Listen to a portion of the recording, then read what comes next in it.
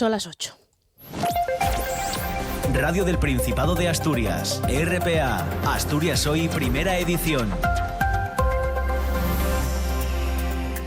¿Qué tal? Muy buenos días. Las educadoras de las escuelas infantiles de 0 a 3 en Asturias están llamadas hoy a la huelga convocada en protesta por la falta de avances en la negociación para la integración en la nueva red autonómica y para exigir mejoras laborales. Convocan esos paros Comisiones Obreras, UGT, CESIF y USIPA. Además de hoy, hay paros convocados para los días 20 y 27. La propuesta formulada por Educación, por la Consejería, sigue sin convencerles ni la nueva oferta de pareja educativa por aula, ni la reducción de jornada a 7 horas diarias, de la que podrían destinar una a labores no estrictamente docentes de atención al alumnado. Piden las educadoras más garantías y que la integración se haga en unas condiciones dignas para las profesionales. Y el juicio al fiscal general del Estado podría quedar hoy visto para sentencia en el Supremo. En su declaración, Álvaro García Ortiz ha negado que filtrase el correo de Alberto González Amador en el que reconocía haber cometido 2 delitos fiscales, que lo reconocía su abogado. También ha negado que tratase de ocultar algo con el borrado de su teléfono móvil. Es que yo lo que quiero es que la respuesta institucional de la Fiscalía, pública, veraz y ante todos los ciudadanos, sea lo que esté. Me da igual lo que se haya dicho antes, siempre que no revelemos algo. Me da exactamente lo mismo. Lo que quiero es que la Fiscalía tenga eso. La verdad no se filtra, la verdad se defiende. Y creo que es un poco el resumen de esto que ha pasado aquí. En esa misma sesión, la de ayer, el jefe de la UCO, que llevó a cabo la investigación, respondió a preguntas en las que se le cuestionaba por qué dirigió la investigación contra el fiscal y no contra todas las personas, unas 500, que tenían acceso a esa carpeta en la Fiscalía de Madrid. El teniente coronel Antonio Balas contestó que no hacen investigaciones prospectivas. Bueno, nosotros no hacemos investigaciones prospectivas y exactamente, vamos a ver, esto se centra por una cuestión, yo creo que evidente, en aquellas personas sobre las que hay indicios o sospechas, pues ya lo he dicho antes, de un propósito, de una oportunidad, de una disponibilidad. Ya he dicho que había un elenco de personas que se fueron decantando hasta una concreta.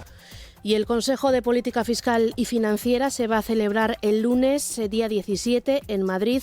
El Gobierno central se reunirá con las comunidades autónomas para empezar a detallar un nuevo modelo de financiación autonómica para fijar las condiciones para los presupuestos generales del Estado y poder empezar ya a negociar las cuentas del año que viene.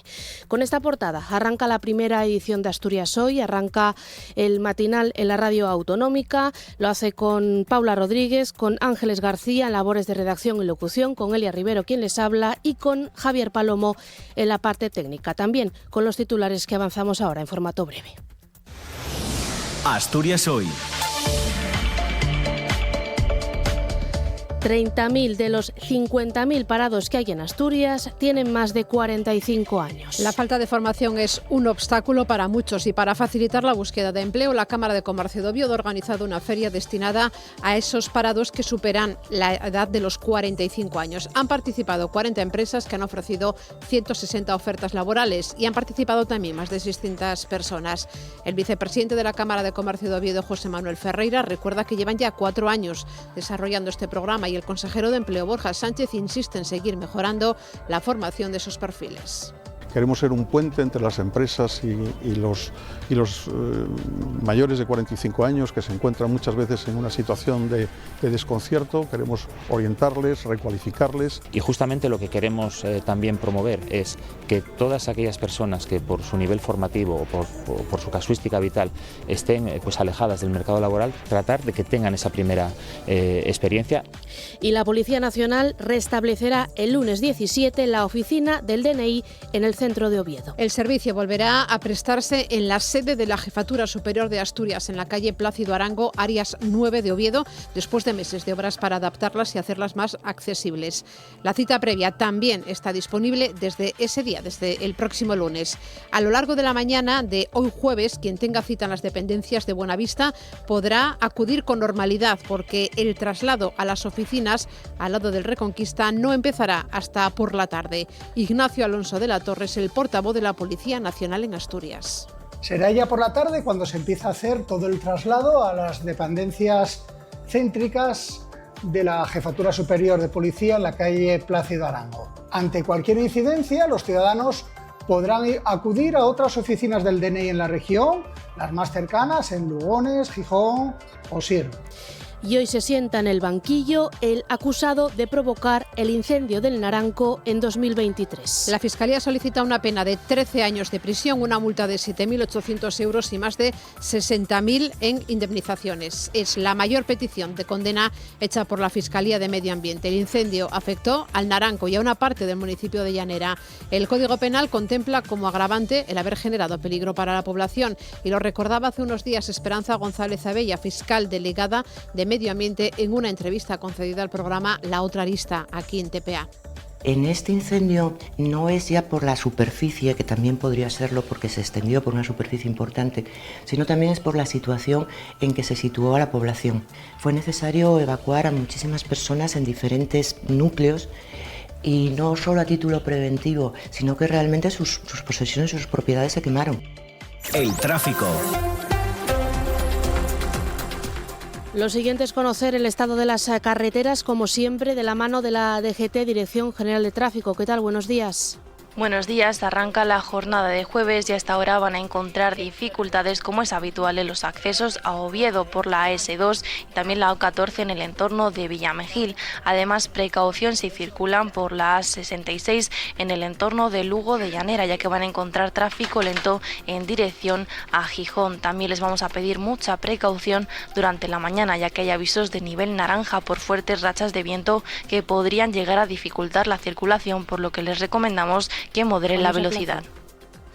Lo siguiente es conocer el estado de las principales ciudades asturianas de la mano de las policías locales. Empezamos en Oviedo, Policía Local. Buenos días.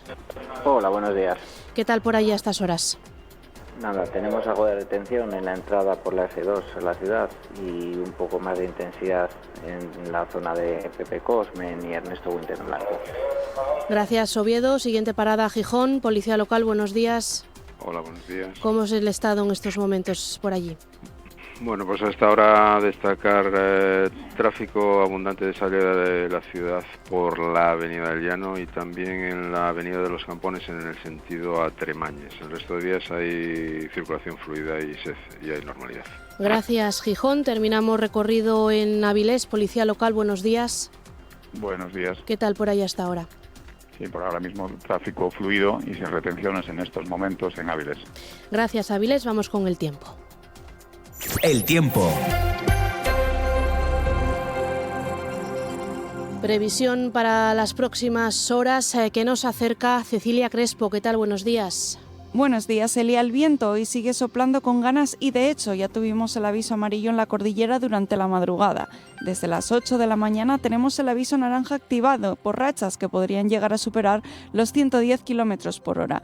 Este aviso se mantendrá hasta el final de la jornada. Al igual precisamente que el aviso amarillo que también tenemos activo por la misma causa hacia el occidente. Hoy el día estará dominado por las nubes, unas nubes que han sido y seguirán siendo activas principalmente hacia la cordillera y el occidente de Asturias. Las temperaturas descenderán ligeramente. Asturias al día. A partir de las 9, Asturias al día con Nacio Varillas. ¿Qué tal, compañero? ¿Con qué contenidos vienes hoy? ¿Qué tal, Elia? Ángeles, compañeras de Asturias Hoy, primera edición. Bueno, pues hoy toca en Asturias al día, en nuestra primera parte, la tertulia política aquí en los estudios de RTPA con representantes del PSOE, del PP, de Vox y de Izquierda Unida.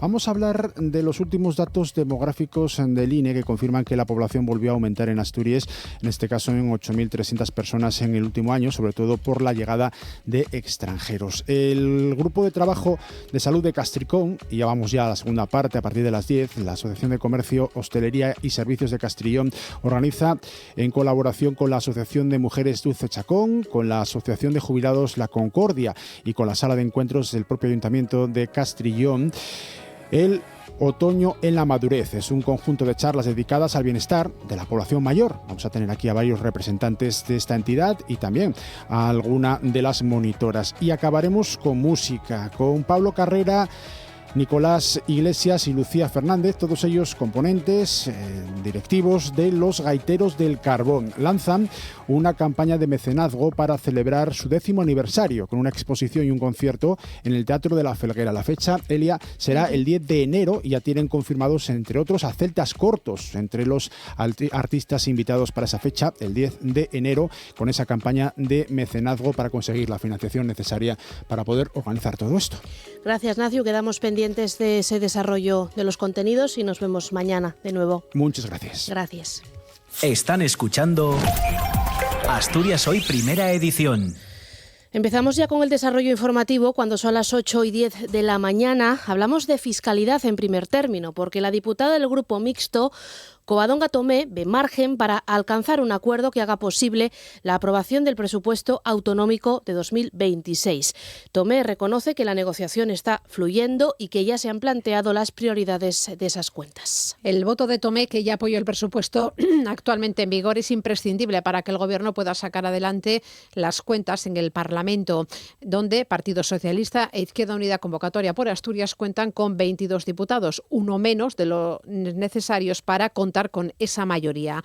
De momento, la negociación, según Covadonga Tomé, va por buen camino. Independientemente de que luego se puedan enmendar otras cuestiones o negociar otras cosas, esperamos que las cuentas lleguen ya con nuestras medidas incorporadas, con parte de ellas al menos. Se limita a la negociación presupuestaria, sí, a los presupuestos. Es decir, el pleno del 2 de diciembre, en buena lógica, sería el de la enmienda a la totalidad, si es que la hay. Creación, bueno, porque no esté presentado, no, es bien claro, sí, que no esté presentado un documento por escrito no quiere decir que no hayamos hablado de prioridades. En el otro extremo está Foro Asturias, que ya da prácticamente por descartado su apoyo a ese proyecto de ley de presupuestos. Su portavoz, Adrián Pumares, reconoce que incluso la abstención es una posibilidad que está alejada a día de hoy.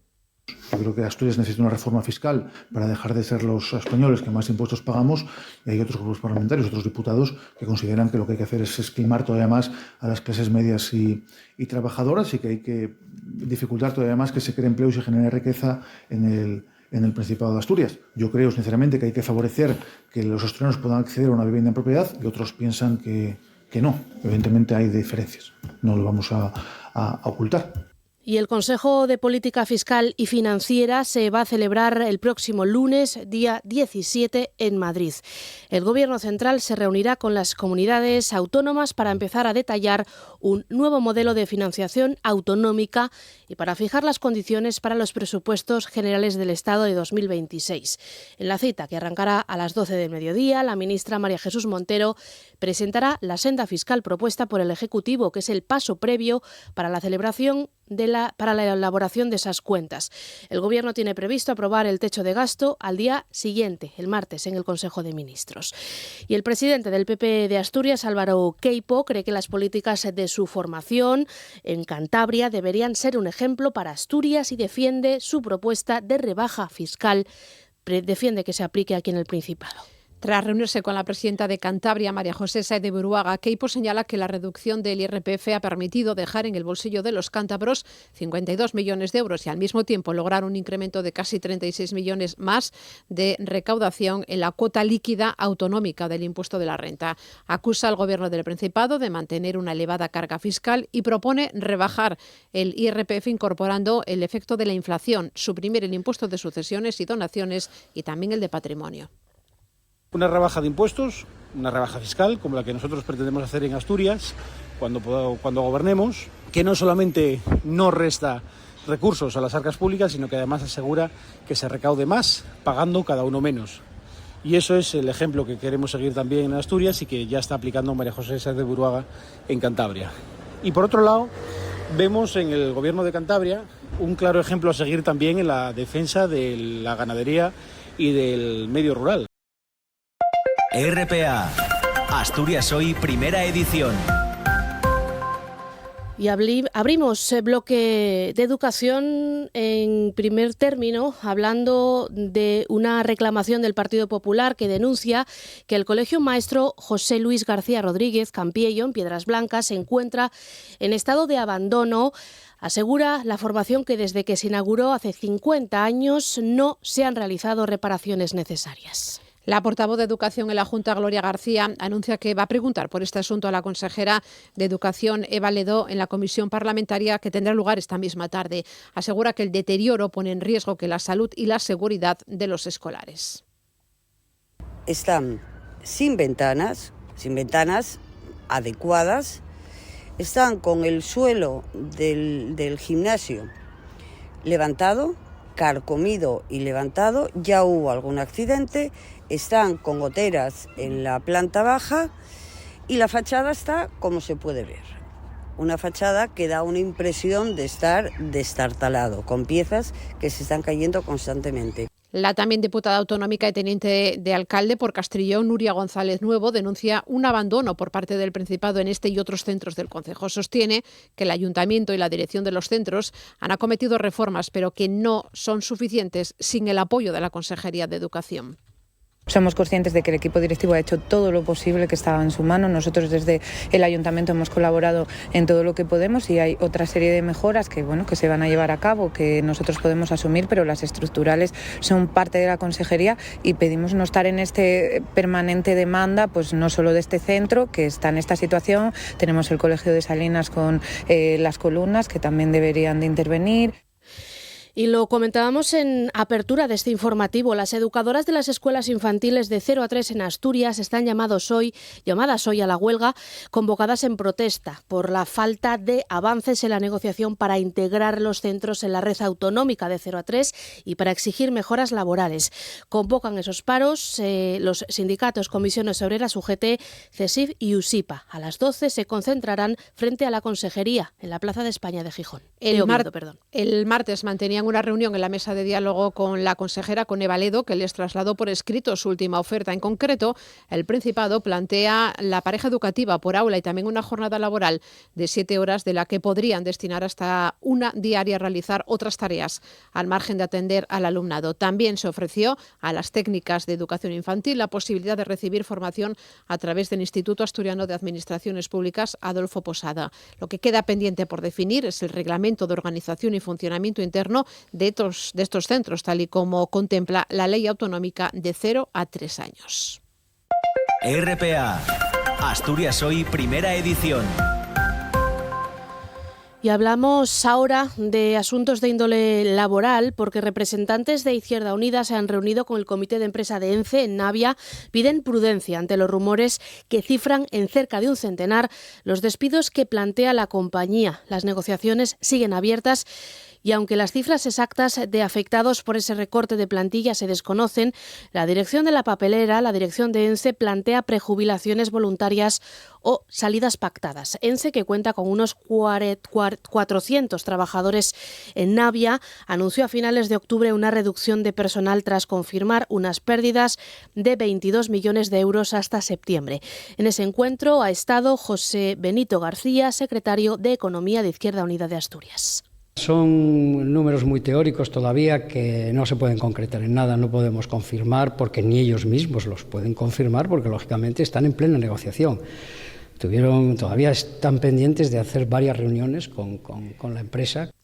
Y el informe Fairwalk España 2025, elaborado por la Universidad Complutense y por la Fundación 1 de Mayo, asociada a Comisiones Obreras, revela que todas las plataformas digitales, menos una, suspenden por precariedad laboral y por sus bajos salarios. Se trata de un estudio que radiografía las condiciones laborales de 7 plataformas digitales. Son TaxRabbit, Quideo, Globo, Uber, Cabify, Livo y Just Eat. Solo esta recibe una nota de 7 sobre 10. El resto suspende con notas por debajo de 4. El estudio muestra avances significativos en la formalización laboral en plataformas, aunque indica que persisten retos estructurales ligados a la subcontratación o la externalización de la gestión del trabajo, también la fragmentación de responsabilidades o los bajos salarios y la opacidad algorítmica. Todo ello lleva a una remuneración insuficiente que obliga a la mayoría de estos trabajadores a hacer horas extras o pluriemplearse. Y era uno de nuestros titulares. 30.000 de los 50.000 parados que hay en Asturias tienen más de 45 años. 2/3, que son unos 19.000 desempleados, tienen la ESO o incluso un nivel formativo inferior. Solo 5.000 tienen estudios superiores, universitarios o de formación profesional. La falta de formación es un obstáculo para muchos de estos desempleados a la hora de reengancharse al mercado laboral. Para facilitar la búsqueda de un puesto de trabajo, la Cámara de Comercio de Oviedo ha organizado una feria destinada a parados de más de 45 años. Participaban en esa feria 40 empresas que han ofrecido 160 ofertas laborales. También más de 600 personas se interesaban en encontrar un empleo. Uno de ellos ha sido Miguel Ángel Iglesias, es ingeniero técnico de minas, lleva desde agosto en el paro. Ahora lo que busca es un trabajo y estabilidad laboral. Pero no nos podemos olvidar también de las personas que, teniendo una cierta edad, también estamos en desempleo y queremos seguir trabajando, seguir en activo, seguir cotizando, poder llegar a jubilarnos y también aumentar nuestra autoestima personal. Desde la Cámara de Comercio de Oviedo, su vicepresidente José Manuel Ferreira recuerda que llevan ya 4 años desarrollando este tipo de programas de formación y de orientación para conectar a empresas y a personas desempleadas mayores de 45 años. Por su parte, el consejero de Empleo, Borja Sánchez, ha destacado la importancia de mejorar en formación a estas personas para que puedan encontrar un empleo. Queremos ser un puente entre las empresas y los mayores de 45 años que se encuentran muchas veces en una situación de desconcierto. Queremos orientarles, recualificarles. Y justamente lo que queremos también promover es que todas aquellas personas que por su nivel formativo o por su casuística vital estén pues alejadas del mercado laboral, tratar de que tengan esa primera experiencia. Y no dejamos de hablar de empleo porque en Avilés hoy y mañana se celebra el Seminario Estatal de Acompañamiento a la Inserción, un espacio de encuentro a nivel estatal dirigido al personal técnico de acompañamiento de las empresas de inserción, en el que se abordan temáticas de interés vinculadas al trabajo de estas personas en sus respectivas empresas. Está organizado por la Federación de Asociaciones Empresariales de Empresas de Inserción a nivel nacional y por la asociación aquí en el Principado. Va a ser en el Pabellón de la Madalena, en Avilés, y va a reunir a 135 profesionales de todo el país en un espacio de encuentro dirigido a ese personal técnico de acompañamiento, donde se van a abordar temáticas vinculadas precisamente al trabajo de estas organizaciones. Lorenzo Pañeda es el presidente de la asociación en Asturias. Al menos el 50% de nuestros trabajadores tienen un contrato de inserción, como un máximo de 3 años, para darles una oportunidad laboral después de estar mucho tiempo en el paro y ayudarles a ingresar en lo que se denominan empresas de capital o empresas normales del mercado ordinario. La temática de esta edición, de este seminario, será la de coordinación entre el personal técnico de acompañamiento a la inserción y el personal técnico de acompañamiento a la producción. Son 2 figuras propias de este tipo de empresas. Son figuras claves en las empresas de inserción porque acompañan a las personas tanto cuando están trabajando como en el futuro laboral, ayudarles a buscar empleos una vez que han pasado por las empresas de inserción. Bueno, de momento lo que van a hacer es visitar esta mañana 4 empresas de inserción en Avilés: Riquirraque, Emaus, Caritas Coopera, De Cuchara y también Bedelar de Jardinería. RPA, Asturias Hoy, primera edición. Y el dispositivo de búsqueda está a la espera de que mejoren las condiciones del tiempo para poder retomar el rastreo, para dar con el paradero de Tomás Gutiérrez en Tineo. Ayer a media tarde el operativo se suspendió por las malas condiciones meteorológicas. La familia del conocido como Tomasín no le ve desde finales de octubre. El puesto de mando avanzado sigue instalado en la Casa del Puerto y ayer se rastreó la zona alta de la Llaneza con perros helicópteros y con drones. Se trata de una zona con una orografía complicada. Guardia Civil, bomberos de Asturias, Cruz Roja, agentes del medio natural y voluntarios participan en este dispositivo de búsqueda por esa zona de Tineo. Tomás Rodríguez cumplió condena, recordamos, por matar a su hermano en el año 2011 y esconderse en ese mismo monte en el que ahora se le busca 14 años después. Pendientes, por lo tanto, de ver si hoy se puede retomar el dispositivo. Y aunque lo comentábamos en portada, rectificamos una de las informaciones porque aunque estaba previsto para hoy, finalmente el juicio contra el hombre acusado de provocar ese incendio, grave incendio en el Naranco en 2023, no se celebrará en la audiencia provincial. Se aplaza al lunes 17 ese juicio en el que un vecino de Llanera de 47 años deberá responder de esa acusación de haber provocado ese incendio que hace 2 años arrasó gravemente el Monte Naranco en Oviedo, afectando a la población de Fitoria. La Fiscalía pide para él 13 años de cárcel, una multa de 7.800 euros y más de 60.000 en concepto de indemnizaciones. Es la mayor petición de condena hecha por la Fiscalía de Medio Ambiente. Allí en la audiencia provincial, a partir del próximo lunes, el acusado tendrá que rendir cuentas por ese incendio del Naranco y por otro de menor entidad en Llanera. El Código Penal contempla como agravante el haber generado peligro para la población y lo recordaba precisamente hace unos días Esperanza González Abella, que es la fiscal delegada de Medio Ambiente, en una entrevista concedida al programa La Otra Arista de TPA. No es necesario que le ocurra nada a nadie. Peligro para la vida e integridad de las personas. Y fíjate que la pena que prevé es de prisión de 10 a 20 años. En este incendio no es ya por la superficie, que también podría serlo porque se extendió por una superficie importante, sino también es por la situación en que se situó a la población. Fue necesario evacuar a muchísimas personas en diferentes núcleos y no solo a título preventivo, sino que realmente sus posesiones, sus propiedades se quemaron. La pena de cárcel más grande que se ha dictado hasta el momento es la que se impuso en 2019 por un incendio en Grandas de Salime. El autor fue condenado a 3 años y medio de cárcel. Hace poco salió de la cárcel. En 2024 la Fiscalía de Asturias abrió 102 investigaciones por incendios forestales. Solo en 11 ocasiones se lograron reunir las pruebas suficientes para sentar a los supuestos culpables en el banquillo y que estos fueran condenados. En lo que llevamos ya de 2025, la Fiscalía ha abierto 76 diligencias de investigación. 40 se han remitido ya al juzgado, acompañadas de una denuncia, y otras 36 siguen en trámite. Y la Policía Nacional restablecerá el lunes 17 la oficina del DNI en el centro de Oviedo. El servicio volverá a prestarse en la sede de la Jefatura Superior de Asturias, en la calle Plácido Arango, Arias número 9 de Oviedo, de la capital, después de meses de obras para adaptarlas y hacerlas más accesibles. La cita previa también está disponible desde ese día, es decir, desde el próximo lunes. Pero a lo largo de esta mañana de jueves, quien tenga cita en las dependencias de Buenavista podrán acudir con normalidad porque el traslado a las oficinas de al lado del Reconquista no empezarán hasta por la tarde. Ignacio Alonso de la Torre es el portavoz de la Policía Nacional en Asturias. Será ya por la tarde cuando se empieza a hacer todo el traslado a las dependencias céntricas de la Jefatura Superior de Policía en la calle Plácido Arango. Ante cualquier incidencia, los ciudadanos podrán acudir a otras oficinas del DNI en la región, las más cercanas en Lugones, Gijón o Siero. Importante, durante la tarde de hoy jueves y durante todo el día de mañana viernes no estará operativo el servicio de documentación en Oviedo. Ante cualquier imprevisto o urgencia habrán de acudir a una de las comisarías de la Jefatura Superior en Gijón, en Avilés, en Langreo, en La Pola Siero, en Mieres o en Luarca. RPA, Asturias Hoy, primera edición.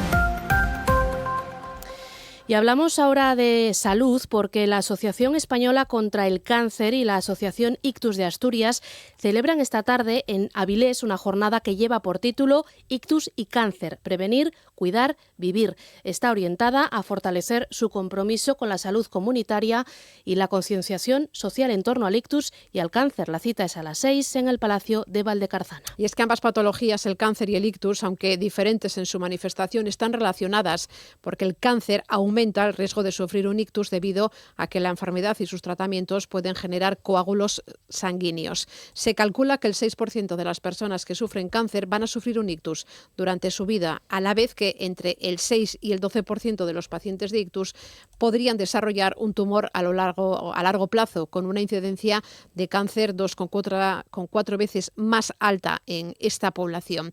Por otro lado, también el ictus puede ser la primera manifestación de un cáncer oculto y el cáncer puede aumentar el riesgo de ictus, y ambos, por tanto, se asocian a un menor pronóstico general. Razones más que suficientes, según la presidenta de la Asociación de Ictus Asturias, María Jesús Rodríguez, para compartir experiencias. Tanto el ictus como el cáncer son dos grandes desafíos de salud pública, ¿no? en Asturias, y en España. El cáncer es la primera causa de mortalidad en 2024 y el ictus es también la primera causa de discapacidad en personas adultas. Hay que tener en cuenta que la suma de ambas enfermedades es más del 50% de las personas fallecidas. Hablamos de dos enfermedades que comparten factores de riesgo, entre ellos la edad avanzada y los antecedentes familiares, pero todavía hay más. Comparten muchos de los factores de riesgo modificables, ¿no? Como es el consumo de tabaco, de alcohol, el sedentarismo, el estrés, la alimentación poco saludable, la contaminación. El lema de la jornada, prevenir, cuidar y vivir, pues quedan tres dimensiones inseparables de la vida y que encajan muy bien con nuestro trabajo. En la jornada de esta tarde, a las 6, en el Palacio de Valdecarzana, en Avilés, van a intervenir Lorena Benavente, ella es neuróloga, va a abordar el tema del ictus y del cáncer como dos enfermedades entrelazadas, y también Mario Margolles, es médico preventista y de salud pública, que va a hablar sobre la prevención de las enfermedades cerebrovasculares y del cáncer. Y seguimos hablando de cáncer, de sanidad, porque ha habido acuerdo ya entre el Ministerio de Sanidad y las comunidades autónomas sobre los cribados del cáncer de mama, de colon y de cérvix. En la reunión del Consejo Interterritorial de este miércoles, de ayer, se pactaron los 3 indicadores básicos que van a enviar el Ministerio a las comunidades. También que lo harán por los medios que las comunidades consideren oportunos. Pues se trata de los datos de los 3 indicadores básicos de cualquier programa de estas características: a qué población se ha invitado, cuánta de esa población DANA ha respondido, y de la población DANA que ha respondido, cuántos han dado positivo. Es lo que ha pedido el Ministerio a las comunidades autónomas. De hecho, la ministra Mónica García ha mostrado su satisfacción porque las del Partido Popular hayan recapacitado y entrado al marco de colaborar entre todas las instituciones. ¿A cuánta población has invitado al programa de cribados? De esa población, ¿cuánta ha respondido? Y de esa respuesta, ¿cuántos de esas respuestas han dado positivo? El formato que prefieran, un Excel, un Word, lo que quieran. Los consejeros del Partido Popular han negado que ocultaran información y aclaran que lo que pedían era concreción. Lo ha manifestado el consejero de Sanidad de Aragón, José Luis Bancalero, y la consejera de Madrid, Fátima Matute. ¿Quiere usted que lo traigamos en un pen? ¿Querrá el Ministerio que lo traigamos impreso en hojas o querrá que se lo enviemos por email? No los vamos a dar por WhatsApp ni por Excel. No tenemos ningún problema en seguirlo subiendo a la Red Nacional de Cribados o en contestar todas las peticiones que nos hacen de datos por nuestro portal de transparencia. Todo el deporte en tiempo añadido. Todo el deporte en RPA. Este viernes, por la tarde, desde las 8:30, baloncesto. Superagropal Palencia, Alimerca Oviedo Baloncesto. Y además, Real Avilés Industrial Arenas Club. Y el sábado, por la tarde, desde las 4 menos cuarto, Real Oviedo Vetusta, Unión Deportiva Ourense. Y el domingo, desde las 4 menos cuarto de la tarde, Lealtad de Villaviciosa Rayo Cantabria y Sporting de Gijón Eibar. Todo el deporte en tiempo añadido. Todo el deporte en RPA. Asturias Hoy, primera edición. Noticias. Hablamos cuando hemos superado ya las 8:30 de la mañana de vivienda. Queremos conocer en qué punto está el conflicto entre los vecinos y vecinas del edificio de la calle Río Piloña de Gijón, en Contrueces y La Sareb. El llamado Banco Malo es el propietario de ese inmueble desde 2021 y hace unos días les envió, si no me equivoco, un burofax exigiéndoles un plan de pagos para cubrir esas rentas atrasadas. La deuda reclamada asciende a 20.000 euros por inmueble, por piso. De no ser así, se abren a continuar con las acciones legales que corresponden para resolver la situación. Una situación de la que queremos hablar en los próximos minutos con Pepo González, el ex portavoz que nos acompaña aquí en el estudio de los vecinos y vecinas, a quien agradecemos su presencia aquí en el matinal de RPA. Pepo, vamos a hacer una pequeña retrospectiva para quien no esté al tanto de este conflicto, de este problema que se remite ya a 2021, cuando la Sareb asume la propiedad del edificio. ¿Qué ha pasado desde entonces? ¿Cuál es la situación, Pepo? Pues verás, Elia, lo primero, el agradecimiento de nuestra parte por invitarnos aquí y darnos este espacio para poder tratar de manera amplia el conflicto y darlo a conocer. Y sobre la introducción, cabe decir que nosotros somos unos inquilinos que llevamos 10 años viviendo en el río Piloña 3. Nosotros suscribimos unos contratos con la constructora, una constructora que fue enajenada de manera forzosa por la Sareb y por la que nosotros ahora nos vemos en un limbo en el que, sin ser partes específicas, estamos cargando con la mayor parte de las culpas, de las vicisitudes. Nosotros llevamos desde 2015, desde 2017 viviendo ahí con un contrato, pagando las rentas mensualmente como cualquier inquilino que se atiene a la LAU. Y de repente la constructora entra en quiebra y la Sareb en 2021 se hace con la propiedad del edificio. A partir de ahí entramos en un limbo legal en el que nosotros pagamos la renta tanto a constructora, a Hacienda como a juzgado. Y eso se paraliza en 2023, cuando ya no podemos más consignar el dinero y la Sareb no permite más esos pagos. A partir de ese momento, nosotros nos encontramos con que en 2025, el 9 de enero, sale una sentencia al juzgado número 11 de Gijón, por la cual nuestros títulos de contrato, nuestros títulos de propiedad se declaran inválidos. Inválidos en muchos casos por estar hechos en fraude de ley, por lo que nosotros nos quedamos sin un título legítimo que justifique la propiedad sobre el inmueble, como dice la sentencia. ¿Cuál es el punto a partir de aquí? El punto es que los vecinos nos movilizamos a partir de ese enero de 2025 para conseguir regularizar nuestra situación, tras llevar más de 10 años viviendo ahí, para conseguir unos nuevos contratos con la nueva propiedad del edificio, la Sareb. Y a partir de ahí todo es conocido. Son unas relaciones infructuosas, unas comunicaciones frustradas y nada que salga a buen término hasta ahora, como hemos podido ver. La Sareb ha dicho en alguna ocasión que se ha tratado de poner en contacto con vosotros, que se han ofrecido contratos a vecinos y vecinas considerados vulnerables, habiendo analizado su situación, y que se les han ofrecido esos contratos. ¿Alguno de tus vecinos, Pepo, realmente ha logrado suscribir esos contratos con la Sareb y formalizar su situación en el edificio? Sí, hay dos vecinos que estaban fuera de la lucha desde el primer momento, que sí suscribieron esos contratos con cláusulas abusivas de carácter social con la Sareb. De todas formas, la Sareb a los vecinos a los que oferta ese contrato social, esos 4 contratos sociales, se les atribuyó el carácter de vulnerable de manera arbitraria, puesto que todos cumplíamos los criterios pactados entre Sareb y Consejería para ese estatus de vulnerabilidad y por consiguiente esa consecución de los contratos.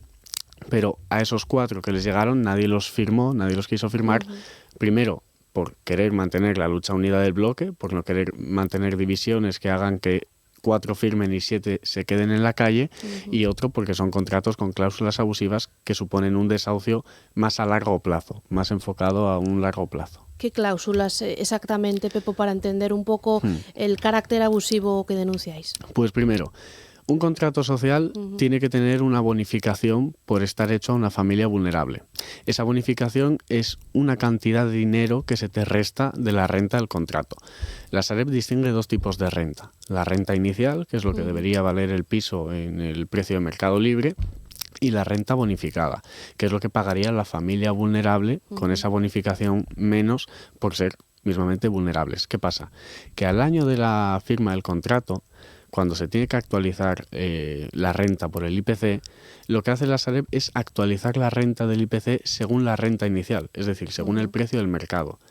Entonces, tenemos que al segundo año de contrato, las familias vulnerables con pocos ingresos no pagan, por ejemplo, la renta bonificada, que serían 300 euros por sus pocos ingresos, conforme al IPC, sino que pagan 800, que es el precio de mercado, conforme al IPC, sabiendo que un contrato social no debe pasar del 30% de tus ingresos.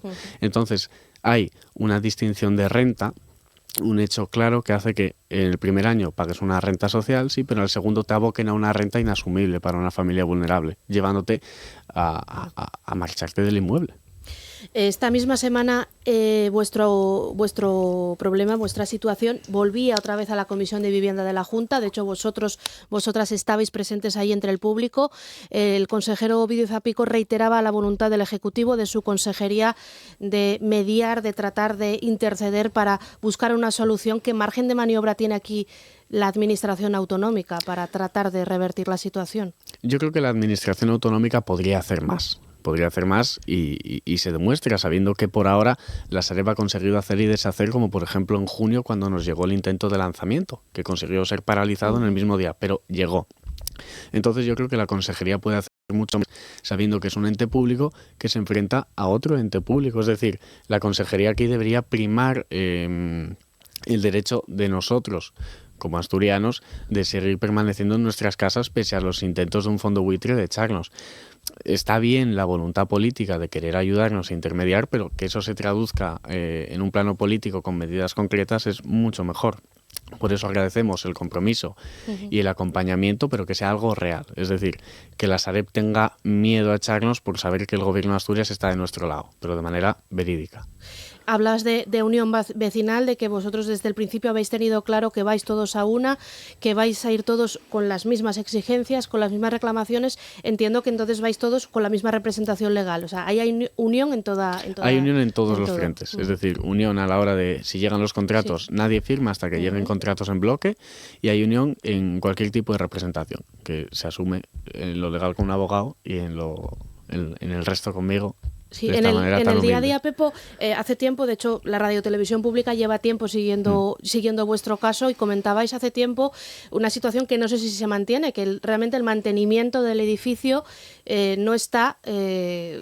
nadie corre con esos gastos, nadie asume el mantenimiento, la fachada, la limpieza, el mantenimiento del ascensor. No sé si seguís en la misma situación. Seguimos en la misma situación y peor, puesto que ese nulo mantenimiento se va acrecentando cada día más y los desperfectos del edificio son cada día más notables. Y una técnica que tiene la Sareb en otros bloques como Madrid, por ejemplo, es que a la hora de regularizar contratos, la excusa que pone para no hacerlo es el mal estado del edificio, argumentando que son condiciones que no permiten la habitabilidad del mismo y es necesario vaciarlo.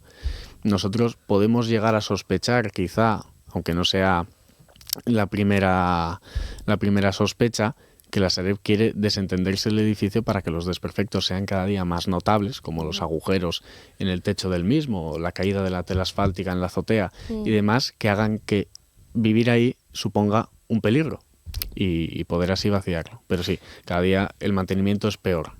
Hablábamos antes, Pepo, por volver un poco al inicio de ese burofax que se os manda, en el que se os exige ese pago. No sé cuándo vence el plazo. Vosotros habéis propuesto una alternativa para tratar de reconducir la situación y poder manteneros allí como lleváis, como dices, desde 2017, ¿no?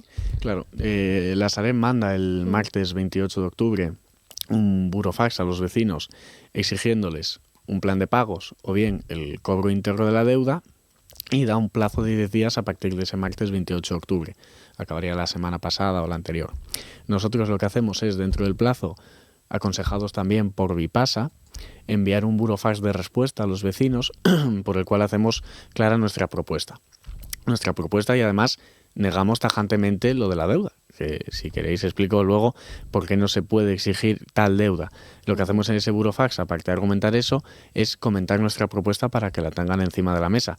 Nosotros estamos en contra de la subrogación de cualquier contrato invalidado judicialmente, y por eso pedimos contratos ex novo, contratos realizados de forma nueva, sabiendo que es una nueva propiedad, como están haciendo ellos ofertando 4 contratos sociales. O sea, nosotros pedimos los 4 contratos sociales, ese mantenimiento, y luego otros 7 contratos asequibles, una fórmula que desde Vipasa nos comentan que la Sareb ya ha asumido.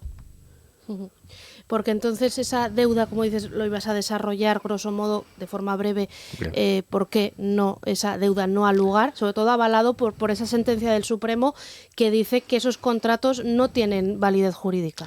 Claro. Viendo que todo va conectado. Sí, todo. Hay dos sentencias del Tribunal Supremo que vienen recogidas a la vez en nuestra sentencia del 9 de enero.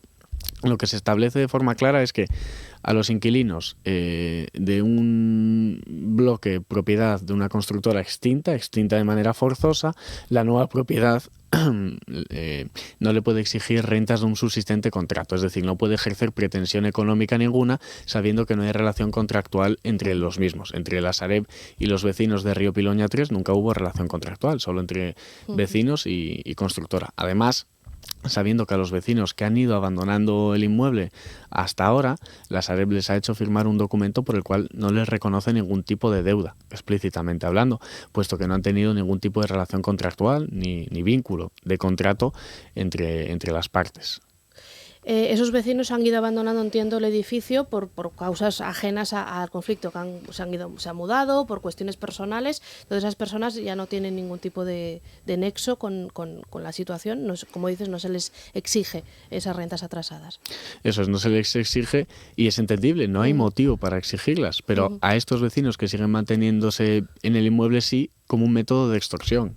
Es decir, si a ti en 10 días te exigen el pago de una deuda de 20.000 euros por cabeza, evidentemente te asustas o buscas una solución que implique marcharte de ahí. Porque además ese pago es solo para un contrato de un año. No tiene ni pies ni cabeza. Pero sí, los antiguos inquilinos que se fueron yendo también por el hartazgo que supone este conflicto, que no es vida para nadie. Bueno, pues un conflicto que esperamos se solucione pronto. Pepo González, portavoz de los vecinos y vecinas de la calle Río Piloña de Contrueces, gracias por haber madrugado con la radio pública y arrojar luz sobre un tema que es complejo y que esperamos que tenga solución. Gracias, Pepo. Gracias a vosotras. Buen día. Queremos ser los primeros en llegar, los primeros en saberlo, los primeros en decirlo. La actualidad no espera. Por eso te contamos las noticias de Asturias antes que nadie. Asturias Hoy, primera edición. De lunes a viernes a las 8 de la mañana. RPA. Asturias Hoy, primera edición. Y lo avanzábamos también en la apertura de este informativo. Desarrollamos esa información cuando son las 9 menos cuarto de la mañana. Hoy el juicio contra el fiscal general del Estado podría quedar visto para sentencia en el Tribunal Supremo. En su declaración de ayer, Álvaro García Ortiz negó haber filtrado el correo de Alberto González Amador, la pareja de Isabel Díaz Ayuso, en el que su abogado reconocía que había cometido 2 delitos fiscales. La sesión de hoy será la 6ª y última del juicio que se ha celebrado en la Sala de lo Penal de ese Tribunal del Supremo. Álvaro García Ortiz ha defendido, lo hacía ayer, su inocencia y también negado ser la persona que filtró el correo donde el abogado de la presidenta de la Comunidad de Madrid reconocía que había cometido 2 delitos fiscales. También ha negado que tratase de ocultar nada con el borrador de su móvil, algo que dice se hacía de forma habitual y que es perceptivo dado el volumen de información sobre terceros que alberga y que de serle sustraída pondría en peligro a personas de este país. También dejaba claro que no ha tenido ningún interés en perjudicar a Alberto González Amador.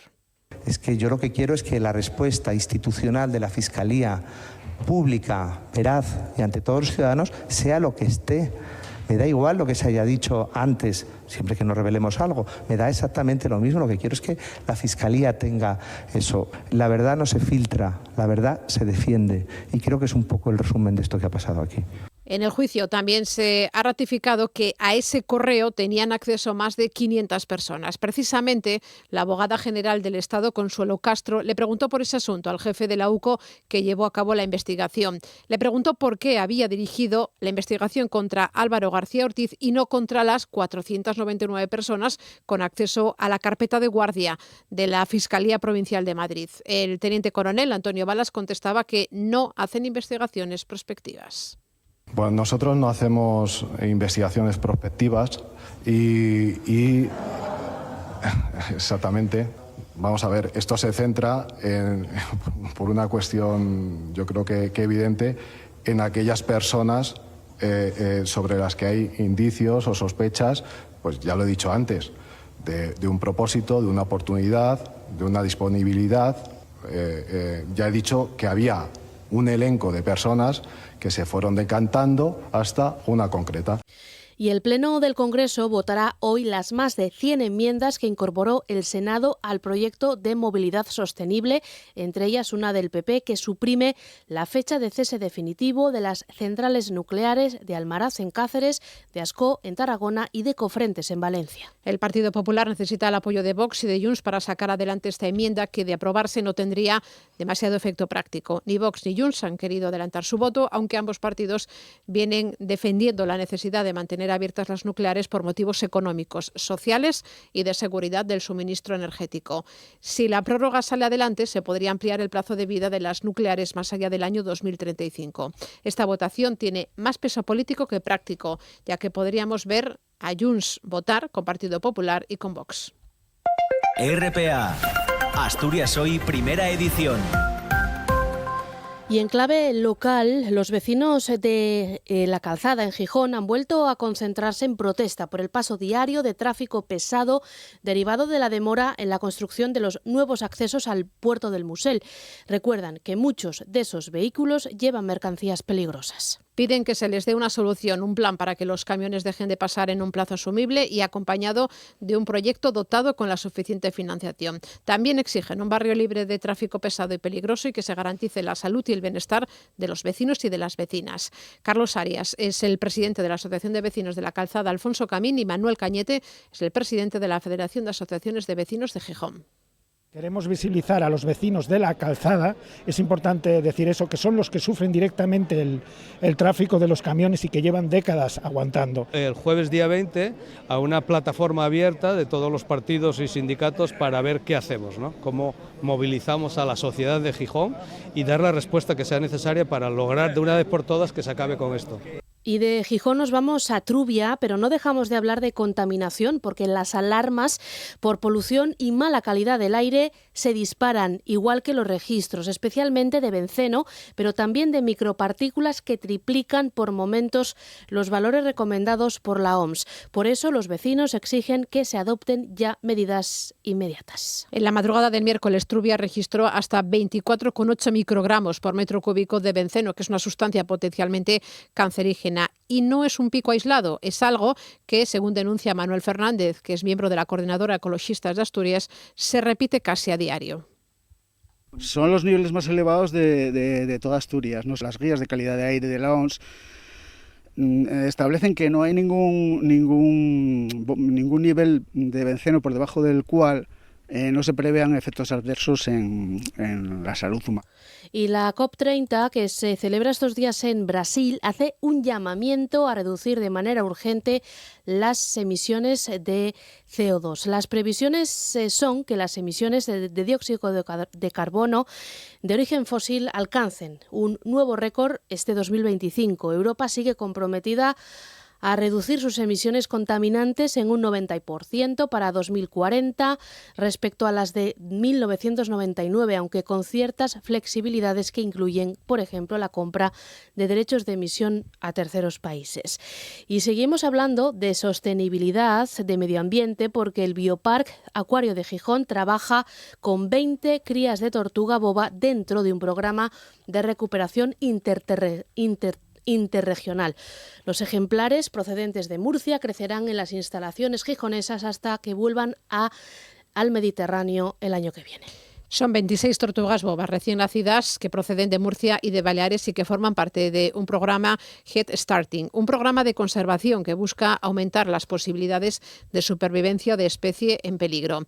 En el caso de las tortugas marinas, las crías nacidas en la playa son especialmente vulnerables a los depredadores y a las condiciones ambientales. Por ello, las recién nacidas se van a criar temporalmente en un entorno controlado hasta alcanzar un tamaño y una fortaleza que les permita regresar al mar con mayores garantías de supervivencia. Lo explica Susana Acle, que es directora de Biología Veterinaria e Investigación del Bioparque Acuario de Gijón.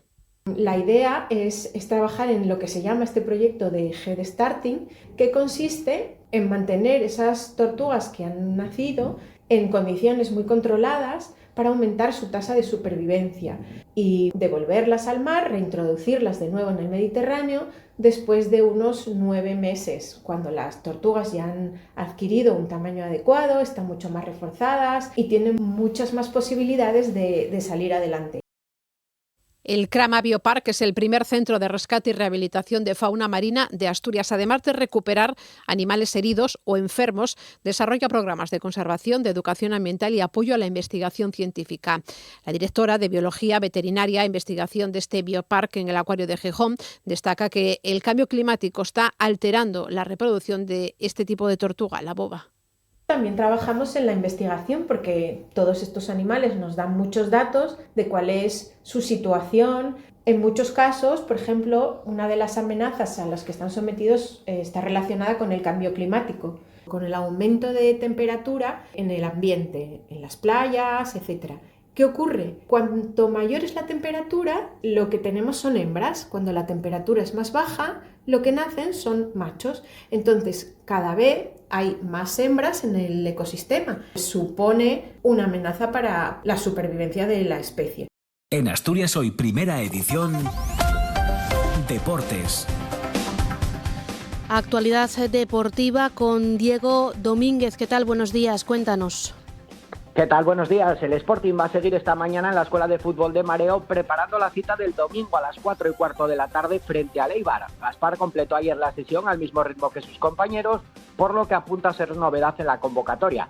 Pendiente está Borja Jiménez de Pablo García, que se retiró antes de tiempo por precaución. Un Sporting que en la tarde de ayer rindió homenaje en el Molinón a sus socios de honor. 22 abonados recibieron ese reconocimiento por sus 50 años de fidelidad al club. Los 3 capitanes de la primera plantilla, también el técnico, exjugadores y el propio presidente ejecutivo, David Guerra, arroparon a los homenajeados. Y el partido de Copa ante el Mirandés ya tiene fecha. Los rojiblancos se van a enfrentar al Mirandés el miércoles, día 3 de diciembre, a las 8 de la tarde en Mendizorroza. Por otro lado, el vestuario del Real Oviedo no tira la toalla y se muestra convencido de que pueden cambiar la situación.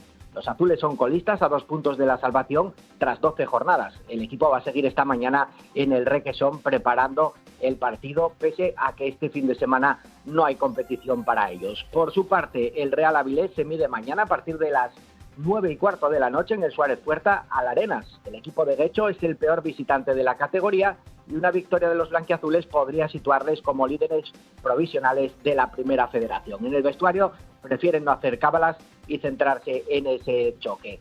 Por otro lado, el Lealtad de Villaviciosa tiene un nuevo integrante para su staff técnico. El exjugador del Sporting, Robert Canella, formará parte de ese cuerpo técnico. Va a ser el técnico ayudante de Jorge Fernández, de Jorgín. Y en hockey sobre patines, el Telecable repite este fin de semana como local para recibir al Manlleu. Por segunda semana consecutiva, las gijonesas se miden a uno de los favoritos. Gracias, Diego Domínguez, por la actualidad deportiva.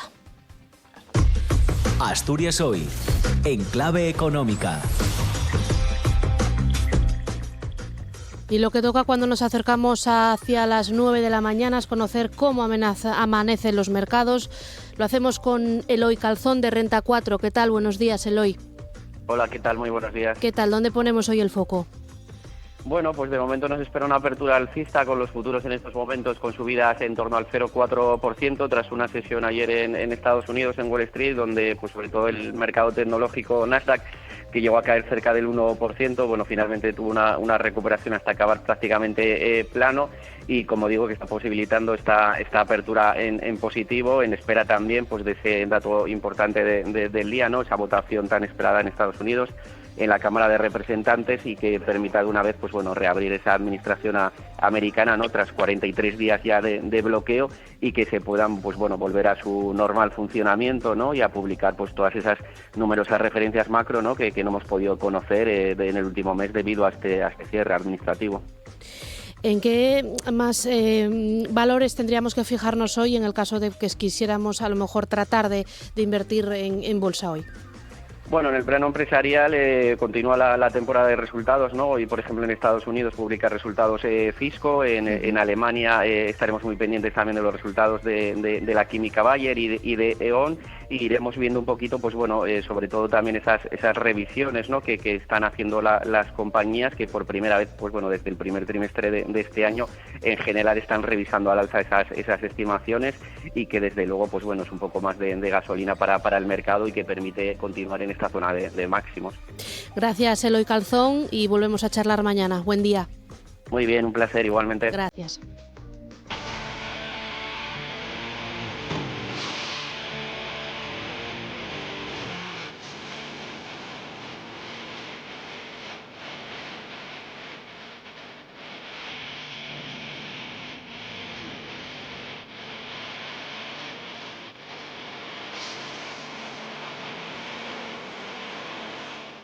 Y hoy nos despedimos con la música de Dixebra. Cerramos aquí la primera edición del Informativo Autonómico de Asturias Hoy, primera edición. Gracias por su atención y hasta mañana.